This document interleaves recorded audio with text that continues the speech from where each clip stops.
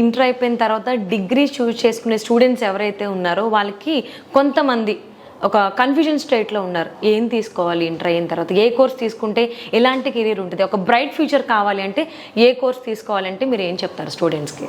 Inter అయిపోయిన తర్వాత చాలా కోర్సులు ఉన్నాయి మేడం, కానీ ఇక్కడ తీసుకోవాల్సింది మూడు అంశాలు. ఒకటి స్టూడెంట్ ఇంట్రెస్ట్, మార్కెట్లో ఏ కోర్స్ ఫ్యూచర్లో డిమాండ్ ఉంటుంది, అలాగే ఎటువంటి కాలేజీలో జాయిన్ అవుతున్నాం.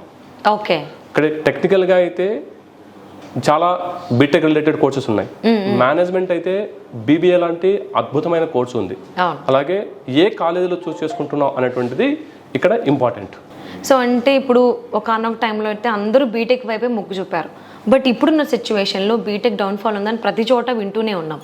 బట్ అలాంటి ఇబ్బందులు లేకుండా కెరీర్లో ఒడిదుడుకులు అనేవి ఎక్కడైనా కామన్, అవి కూడా తట్టుకుని ఉండగలిగేటువంటిది ఏదైనా కోర్స్ ఉందా డిగ్రీలో?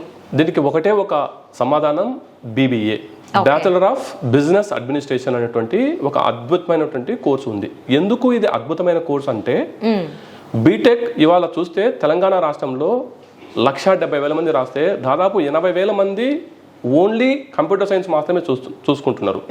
ఓన్లీ 10% ఆఫ్ ద స్టూడెంట్స్ మాత్రమే మిగిలిన రంగాల వైపు వెళ్తున్నారు. కానీ ఎండ్ ఆఫ్ ది డే ఎవరైనా సరే చివరికి మేనేజ్మెంట్ వైపే రావాల్సి ఉంటుంది. సో అలాంటిది బీబీఏలో వారి యొక్క 3 సంవత్సరాలు అద్భుతంగా వాళ్ళు నేర్చుకుని తర్వాత ఎంబీఏ ఒక మంచి ఐఐఎం లాంటి కాలేజీలో జాయిన్ అయితే వారి యొక్క ఫ్యూచర్ చాలా బాగుంటుంది మేడం.